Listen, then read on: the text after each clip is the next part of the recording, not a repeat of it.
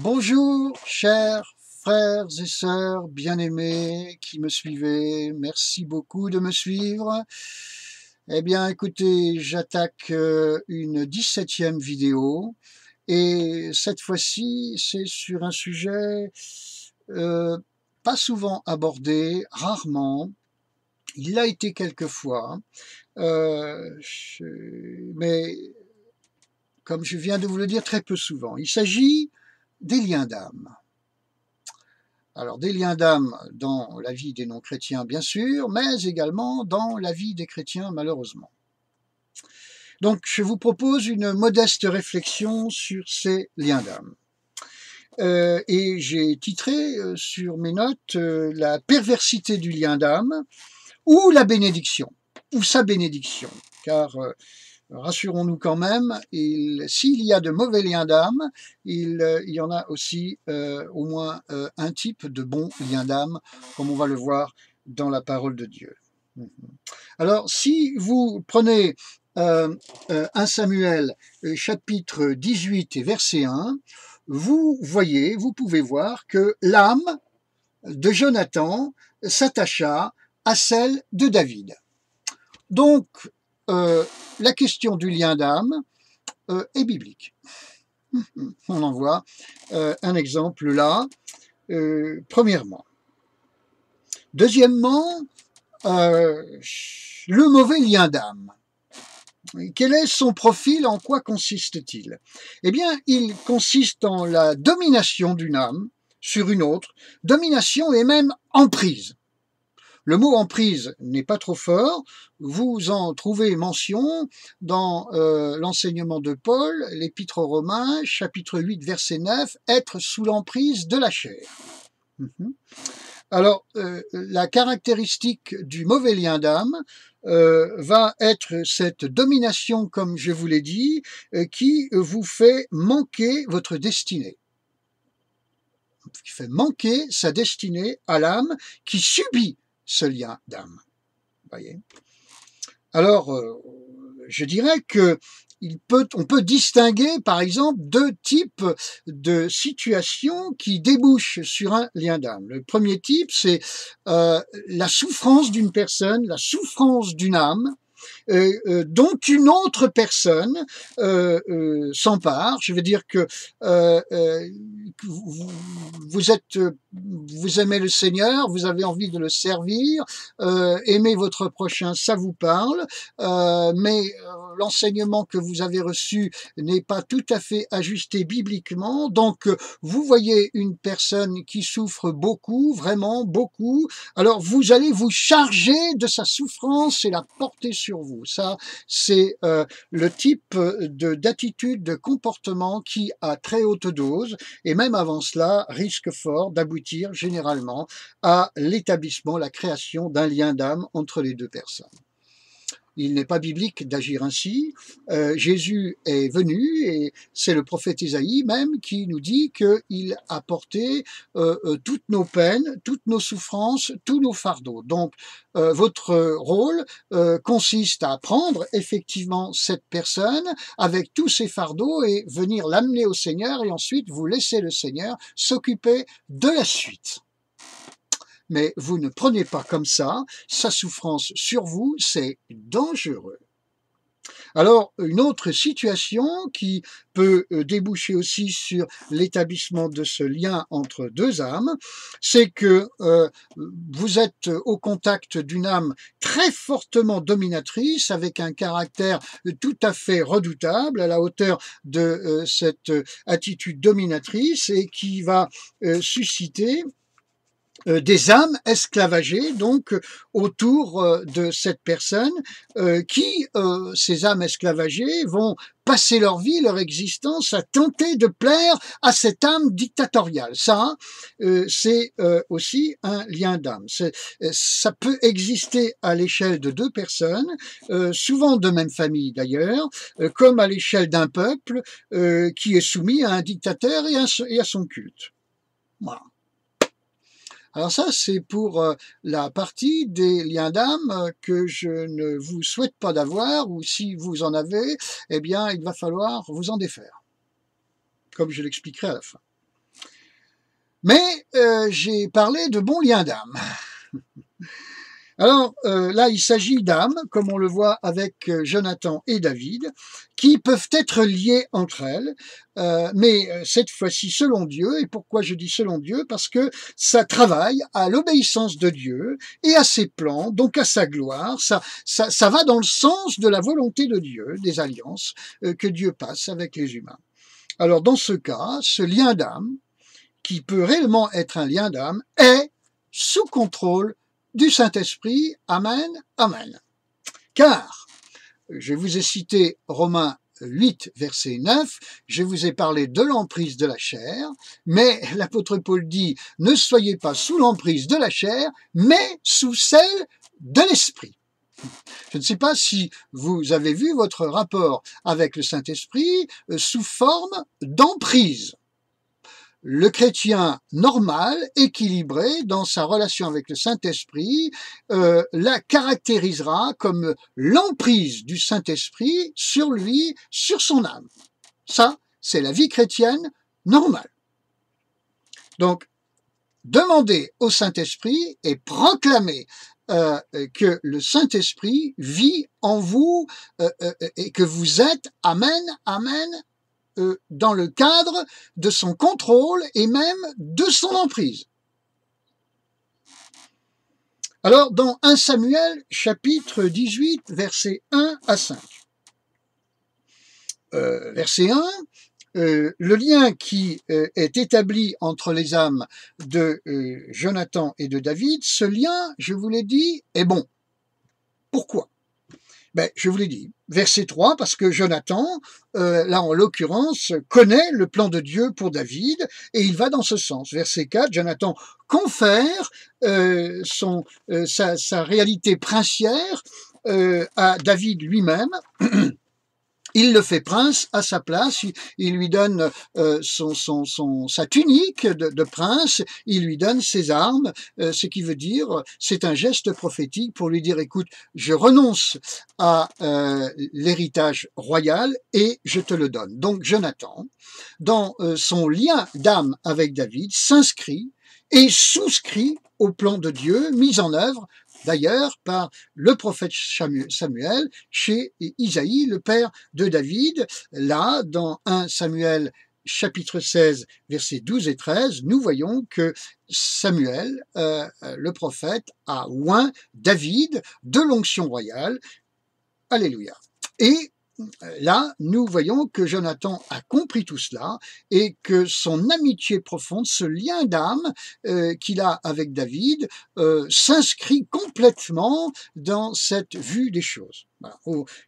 Toujours dans 1 Samuel chapitre 23, cette fois-ci, versets 16 à 18, au verset 16, nous voyons que David, quand il est en difficulté face à Saül, eh bien Jonathan vient encourager son ami, Jonathan, le fils de Saül, vient encourager son ami David. Nous voyons au verset 17 que Jonathan révèle à David ce qu'on appelle aujourd'hui un accord de gouvernement entre eux, à savoir David sera numéro 1 et Jonathan numéro 2. Verset 18, on voit que c'est une alliance devant Dieu, nous dit le verset, mais il y a un mais qui me fait grimacer, Jonathan rentre chez lui. Alors là, on retombe un peu par terre, parce qu'en retournant chez lui, il retourne chez son père. Aïe, aïe, aïe. C'est là l'erreur de Jonathan. Ouais. Alors, autrement dit, Jonathan, cas très intéressant, est un homme tiraillé entre son père et David, c'est-à-dire entre deux liens d'âme. Ouais. C'est souvent le cas chez les chrétiens. Le premier lien le lie à David, dont il sait que cela le conduira à être vice-roi, numéro 2, à côté de David, dans le royaume d'Israël. Pas mal, hein? Le deuxième lien, au contraire, qu'il a avec Saül son père, eh bien, ne va le mener nulle part, sinon à la mort. Nous voyons ça à la fameuse bataille de Gilboa, dans 1 Samuel, chapitre 31.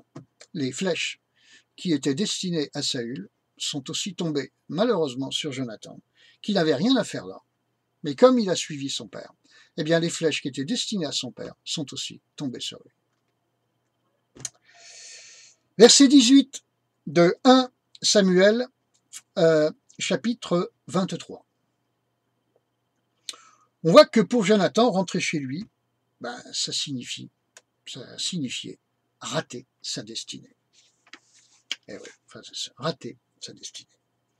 Autrement dit, le mauvais lien d'âme a la caractéristique d'être contrôlé par la chair et donc de vous éloigner de votre destinée. Tandis que le bon lien d'âme est contrôlé par l'Esprit de Dieu et vous conduira dans les plans de Dieu qu'il a notamment pour vous. Amen.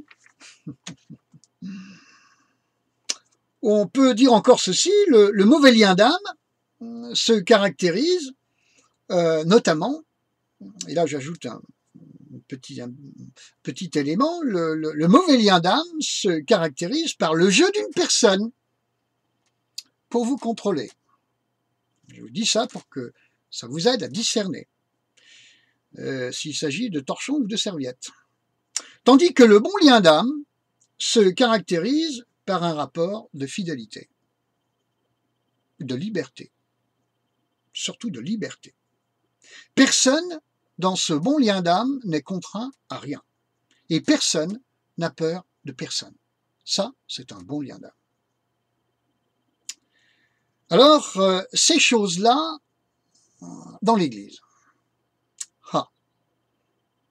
Il arrive malheureusement que l'art prophétique soit utilisé pour contrôler une ou plusieurs personnes. Ce qui n'est pas un bon motif pour mépriser ce don spirituel, ni le ministère prophétique, je le précise.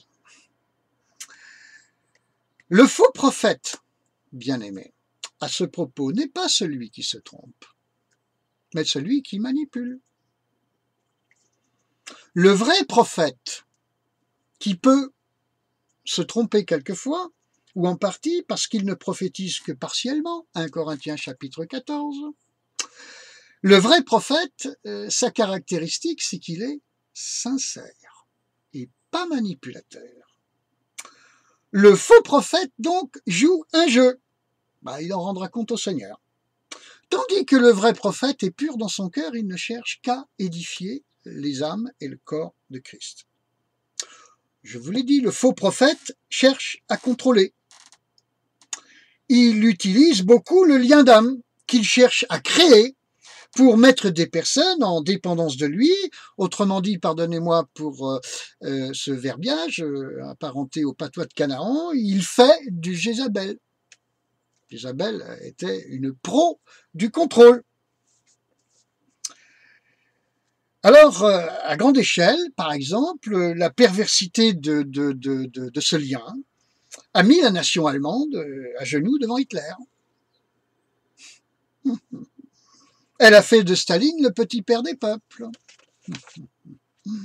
Et de Mao, celui des gardes rouges. Ouais, le dieu des gardes rouges. Elle fait du peuple nord-coréen qu'il est rendu terriblement dépendant de son dictateur Kim Jong-un, après son père et son grand-père en premier lieu. Ne vous y trompez pas à propos de la Corée du Nord. L'émotion des hommes et femmes de la Corée du Nord n'est pas feinte.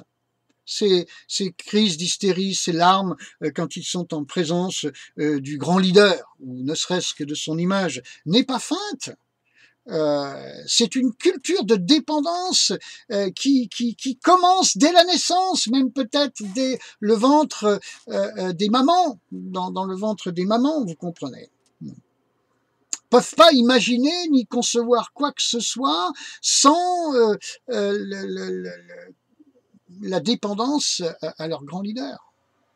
Ça, c'est vraiment 23 millions de personnes qui ont un lien d'âme, mis à part quelques-uns qui échappent, comme je pense des chrétiens, qu'il y a aussi, fort heureusement, en Corée du Nord. Voilà. Alors vous avez aussi le gourou d'une secte qui utilise ce lien sans modération pour régner sur ces gens. il le fait selon le lien d'âme. Ouais. L'entraîneur sportif aussi, on l'a vu dernièrement. Le mari violent aussi joue sur ce registre. La mère envers sa fille aussi joue sur ce registre. Il arrive aussi, malheureusement, vous l'avez compris, que des leaders d'église jouent également sur ce registre. Je dois, à ce stade, déjà apporter une petite conclusion ou un constat. Beaucoup de chrétiens ont des liens d'âme et font n'importe quoi, sauf marcher dans les plans de Dieu pour eux, même quand ils sont persuadés de le faire. Quand votre vie n'avance pas, bien-aimé, et n'a que trop d'échecs, il faut aller voir le Seigneur et lui demander quelles sont vos dépendances. Est-ce que vous ne dépendez que du Saint-Esprit ou est-ce qu'il y en a quelques autres beaucoup moins purs qui se baladent ça et là dans votre vie depuis peut-être longtemps? Autrement dit, si vous voulez que je vous le fasse comme ça, Seigneur, où sont les Saüls de ma vie qui sont autant de jougs sur moi? Seigneur, où sont les Jézabel qui me manipulent? Où sont-elles? Des signes. Suis-je incapable de rester auprès d'un serviteur de Dieu qui ne me contraint à rien, mais néanmoins j'étouffe auprès de lui? Étonnant. Suis-je incapable de demeurer dans une famille spirituelle qui m'aime sans m'étouffer? Suis-je incapable de cela? Étonnant et suspicieux. Là, il faut commencer à se poser des questions. Alors, des exemples bibliques et même néo-testamentaires à propos de liens d'âme. Question. Peut-on dire qu'il y avait un lien d'âme entre Marie-Madeleine et Jésus, voire aussi entre Jean et Jésus? Ben, je crois que oui. Il y avait effectivement une dépendance de Marie-Madeleine envers Jésus et de Jean envers Jésus, et même des disciples envers Jésus. Est-ce que c'était une dépendance de contrainte? Est-ce que Jésus mettait une contrainte sur ces personnes? Eh bien, je réponds que non. Si vous regardez Jean chapitre 6, verset 67, Jésus donne, dans ce verset, nous voyons que Jésus donne aux disciples la liberté de partir. Voulez-vous partir, vous aussi? C'est comme vous voulez, dit-il. Et ils font le choix, libres de rester. Donc là, nous sommes dans le profil d'un lien d'âme où personne n'est contraint à rien et personne ne craint personne dans le sens mauvais du terme. Donc, j'affirme que ces liens d'âme étaient bons. Parce que dans les deux cas, dans le cas de Marie-Madeleine, cela l'a conduite à expérimenter la gloire de Dieu. Et sans modération. Et c'est la même chose pour Jean. Donc, c'était des liens d'âme qui ne posaient aucun problème, de bons liens d'âme. Et ces personnes ont fait le choix de demeurer dans la famille spirituelle qui les laissait libres, car celle-ci vivait par l'Esprit de Dieu. L'Esprit de Dieu qui rend libre. Dans Jean chapitre 6, verset 32, la vérité vous rendra libre.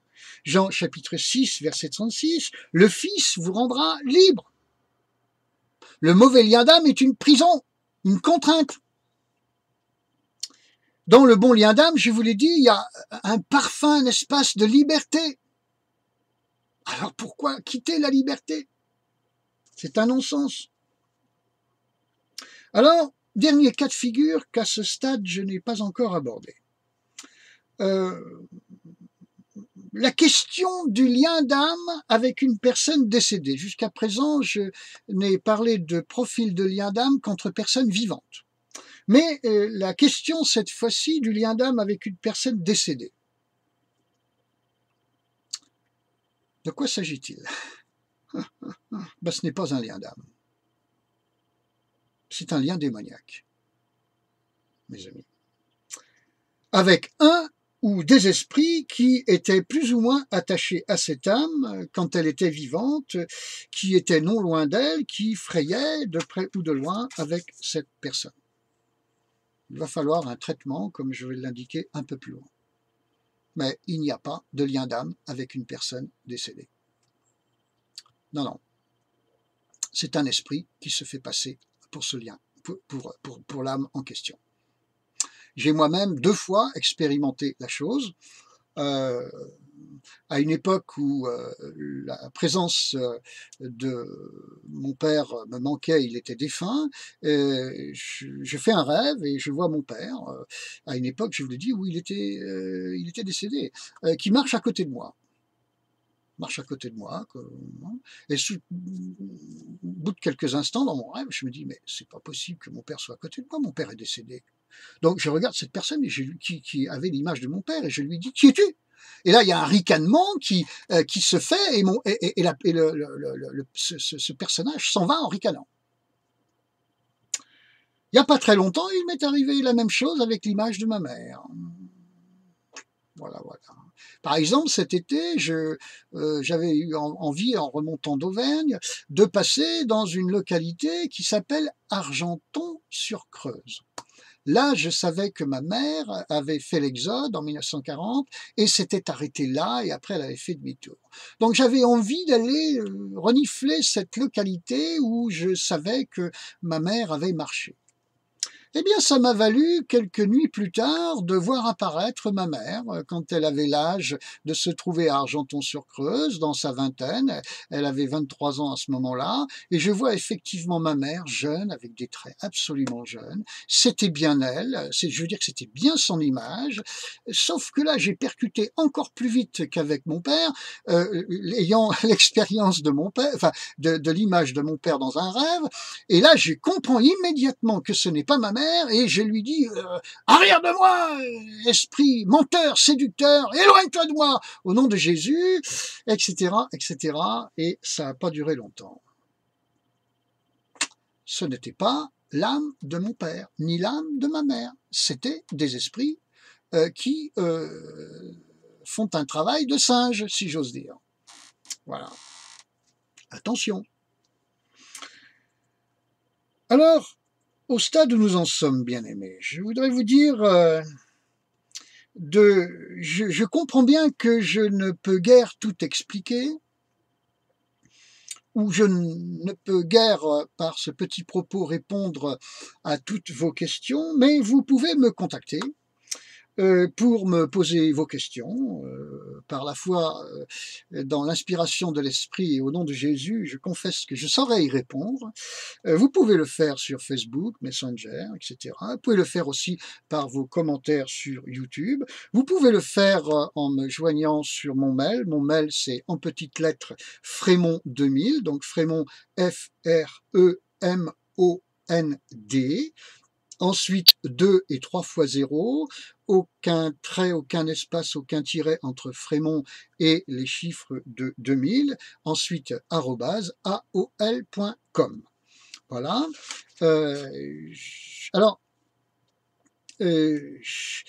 j'ajouterai en conclusion, pas tout à fait terminé, que malgré quelques petites précisions et explications et pistes, tentatives d'éclaircissement que j'ai tenté de vous donner, je comprends que dans la pratique, pour vous, il n'est pas toujours facile de dénicher un lien d'âme pervers, soit chez vous, soit même de devoir le discerner chez d'autres.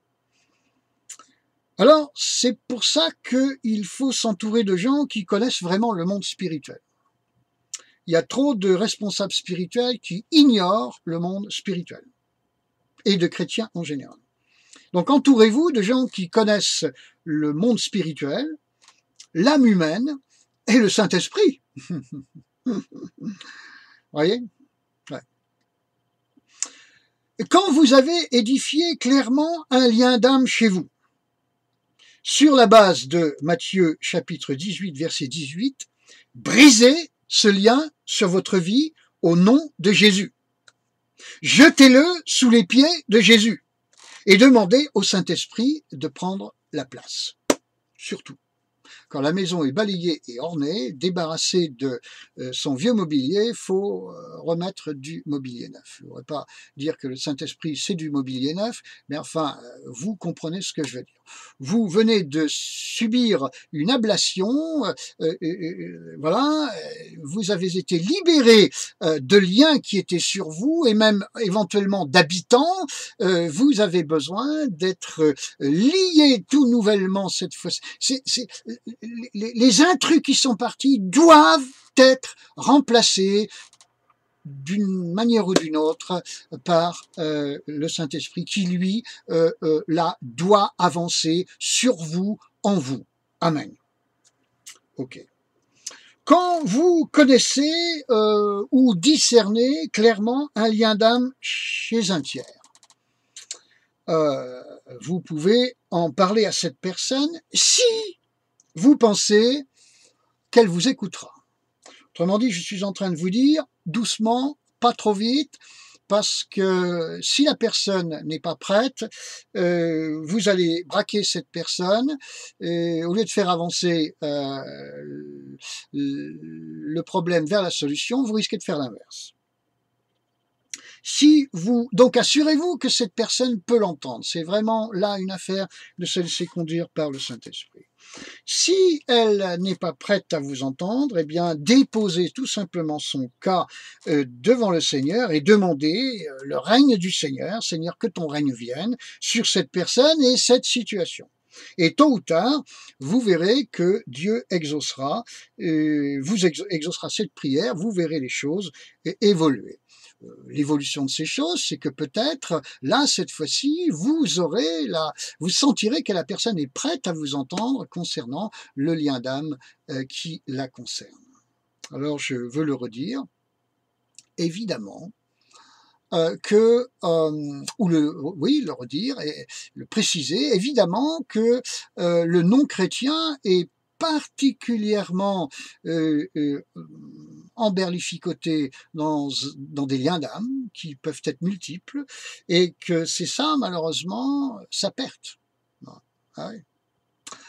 Quand cette personne, malgré tout, s'approche du Seigneur et même entre en Jésus-Christ, il doit normalement se passer une délivrance qui peut s'opérer plus ou moins rapidement, mais bien entendu que Christ étant là, par le Saint-Esprit, ça doit pousser dehors tous les éléments intrus, impurs. Pour autant, ça ne se fait pas forcément en un instant, contrairement à ce que certains enseignent en se servant de 2 Corinthiens 5, 17 dans une interprétation erronée. Si quelqu'un est en Christ, il est une nouvelle créature, les choses anciennes sont passées, voici toutes choses sont devenues nouvelles. Nous voyons, mes amis, que Pierre était en Christ et avait des liens. Nous voyons que d'autres pouvaient en avoir aussi et nous voyons dans la réalité du quotidien de l'Église du Seigneur que il y a réellement des enfants de Dieu sincères qui confessent Jésus-Christ et qui même disent Seigneur, tu es le chef de ma vie, mais ils entretiennent par ailleurs des liens d'une autre nature. En Israël, certains rois faisaient le ménage et rétablissaient le culte à l'Éternel. Pour autant, ils laissaient les autels à Baal, les poteaux d'Achéra et toute bastringue qui étaient des cultes à d'autres dieux dans le même territoire d'Israël. Il y avait les deux. Alors, Il y a donc un travail de nettoyage à faire. Euh, Franchement, mes amis, si vous sentez que votre vie avec Dieu n'est pas prospère, ressemble plutôt à une séance d'emphysème prolongée, si vous sentez que le Seigneur, que votre vie avec Dieu n'est pas jaillissante, c'est que quelque part, il peut, entre autres, il y avoir des liens d'âme. Vous n'êtes pas sans être lié au Seigneur, mais malheureusement, c'est pas le seul lien de votre vie. Et peut-être même pas le plus important. Donc, comme je vous l'ai dit, il faut aller voir le Seigneur et lui demander de quoi s'agit-il. Dieu est le Dieu de lumière. Il vous montrera ce qu'il en est et ce qu'il faut faire. Peut-être vous enverra-t-il vers les bonnes personnes. Ces bonnes personnes, je vous l'ai dit, il faut quand même que ce soit des gens qui connaissent le monde spirituel, qui aient des appuis suffisants dans la parole de Dieu, qui favorisent chez eux la connaissance du monde spirituel, la connaissance de l'être humain profond, de son âme, et la connaissance, quand je parle de monde spirituel, je parle en premier lieu de la personne du Saint-Esprit. Trop d'églises, trop de serviteurs de Dieu n'ont qu'une connaissance terriblement partielle du monde spirituel, de la personne du Saint-Esprit et de ses attributs. Alors comment voulez-vous qu'il traite l'âme humaine? Qu'un psychologue spécialiste de l'âme humaine sache vous décortiquer votre problème soit une chose passablement incontestable. Pour autant, après, pour apporter la thérapie, qu'est-ce qu'on fait? On le bourre de médicaments? On lui met la camisole? Mes amis, qui peut vous libérer au nom de Jésus de vos liens? Qui peut les discerner? Ce sont les psychologues d'en haut. Amen. Ceux qui connaissent le Saint-Esprit. Amen. Qui l'ont cherché. Que ça fait des dizaines d'années qu'ils cherchent le Saint-Esprit. Ai-je besoin de chercher le Saint-Esprit qui est en moi? Oh oui. Quelquefois, on a des choses dans nos maisons, on ne le sait même pas. C'est là, enfoui, au grenier, à la cave, sous une pile d'habits dans une armoire, que sais-je moi, au fond d'une boîte. C'est là. Mais vous vous en souvenez plus et vous n'en jouissez pas. Et malheureusement, beaucoup d'enfants de Dieu traitent le Saint-Esprit quant à sa présence en eux de cette manière. Alors le Saint-Esprit en moi, ça ne veut pas tout dire, malheureusement. Il y a nombre d'enfants de Dieu, ils sont bien habités du Saint-Esprit. Pour autant, sont-ils, perçoivent-ils, vivent-ils une amitié quotidienne avec le Saint-Esprit? Ça, malheureusement, c'est une autre affaire. Où là, je reste un peu dubitatif. Enfant de Dieu et même serviteur de Dieu. Donc, bien-aimés, j'espère avoir abordé le sujet des liens d'âme un petit peu. Je comprends que ça peut venir chercher quelques-uns, les bousculer, mais vous savez, avant de renaître, et ok, nous sommes en Christ des fils et des filles de la résurrection, mais il n'y a jamais de matin avant la nuit, avant le soir. Il n'y a jamais de résurrection qui ne soit précédée de la mort. Donc, il y a des domaines, il faut mourir, pour ensuite arriver au matin, ressusciter, vivre, dans une onction de résurrection qui est merveilleuse et qui fait que vous êtes déjà dans le ciel et que vous êtes promise à la vie éternelle. Amen. Amen. Gloire à Dieu, que ces quelques paroles vous bénissent, vous enseignent, vous conduisent vers une pleine, entière et merveilleuse délivrance. C'est la volonté du Seigneur, afin, au passage, que vous ne ratiez pas votre destinée. Vous en avez une pour en bas, Dieu vous la fera connaître, spécialement si vous êtes dégagé de ces choses dont on a parlé, et vous en avez une qui qui nous est commune à nous tous pour l'éternité, c'est la vie éternelle auprès du Seigneur, dans le ciel, dans la présence du Père, du Fils, du Saint-Esprit, du royaume de Dieu là-haut, où vous êtes attendus, avec un corps nouveau, avec un nom nouveau. Oh là là, mes amis, oh là là, de chez oh là là.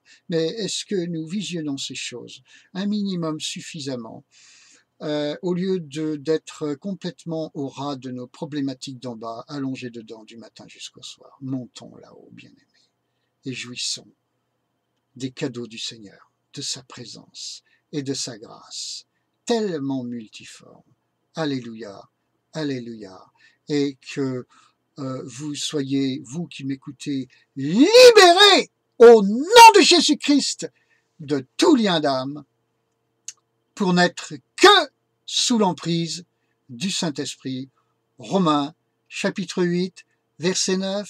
Amen, amen et amen. Alléluia. Soyez bénis. Wouh! Gloire à Dieu. Gloire à Dieu.